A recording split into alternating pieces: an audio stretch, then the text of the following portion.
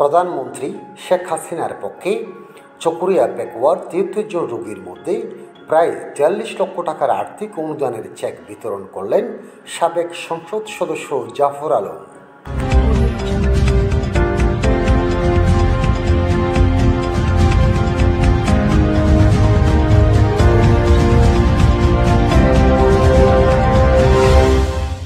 কক্সবাজার ১ আসনের সাবেক সংসদ সদস্য ও চকরিয়া উপজেলা আওয়ামী লীগের সভাপতি জাফর আলমের সুপারিশ ও প্রচেষ্টায় মাননীয় প্রধানমন্ত্রীর ত্রাণ ও কল্যাণ তহবিল থেকে চকরিয়া পেকুয়ার ৭৩ জন অসুস্থ রোগীদের অনুকূলে বরাদ্দকৃত প্রায় ৪৩ লক্ষ টাকার আর্থিক অনুদানের চেক বিতরণ করেছেন।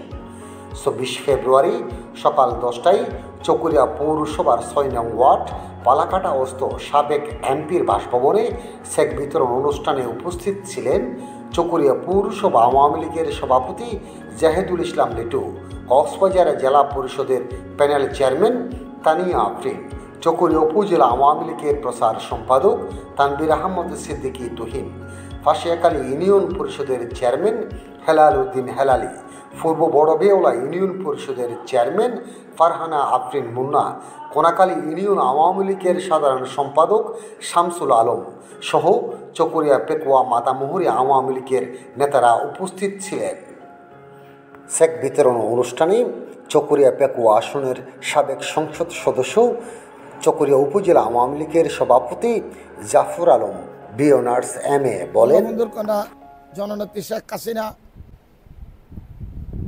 গরিব অসহায় মানুষের জন্য চিকিৎসা সহায়তা যে প্রদান করেন তারই একটি জ্বলন্ত প্রমাণ হলো আমি ৫ বছর MP থাকা অবস্থায় চকরিয়াতে তিনি আনুমানিক ৬ কোটি টাকার অধিক টাকা আমাদের এই এলাকার গরিব মানুষের সুচিকিৎসার জন্য প্রদান করেছেন। আজকে ৭৯ জন বিভিন্ন পর্যায়ে আমার মনে হয় প্রায় ৪০ লক্ষ টাকার অধিক টাকা পেতে যাচ্ছেন। আমার ঐকান্তিক ইচ্ছা ছিল আপনাদের বাকি সময়টুকু সেবা দিয়ে চকরিয়া পেকুয়া মানুষের দুঃখ দুর্দশা লাঘব করব, অসমাপ্ত কাজগুলো সমাপ্ত করব।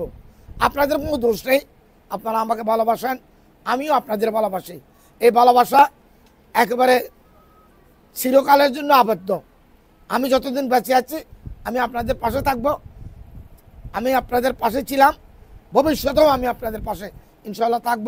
MP হিসাবে হয়তো এইভাবে আর বরাদ্দ আনার সুযোগ আমার হবে না, তবে আমি আপনাদের কাছে যে কথাটি বলবো, আসলে আপনাদের ছেড়ে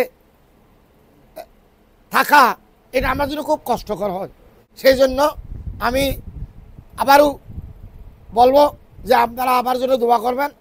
আমার প্রতি আপনাদের আন্তরিকতা ভালোবাসা এটা বহিঃপ্রাকাশ অতীতেও ঘটিয়েছেন, ভবিষ্যতেও এটা অব্যাহত রাখবেন। এই কথা বলে মাননীয় প্রধানমন্ত্রী বেঁচে থাকলে বাংলাদেশ এগিয়ে যাবে।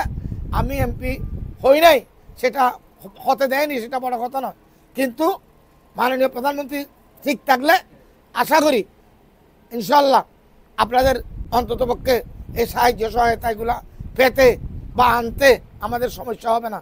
সেই জন্য সবচেয়ে বড় কথা হলো শেখ হাসিনার জন্য, বঙ্গবন্ধু কন্যার জন্য আপনারা দোয়া করবেন, আপনারা ঐক্যবদ্ধ থাকবেন।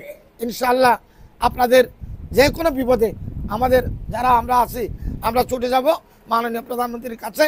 মাননীয় প্রধানমন্ত্রী আপনাদের কখনো নিরাশ করবে না।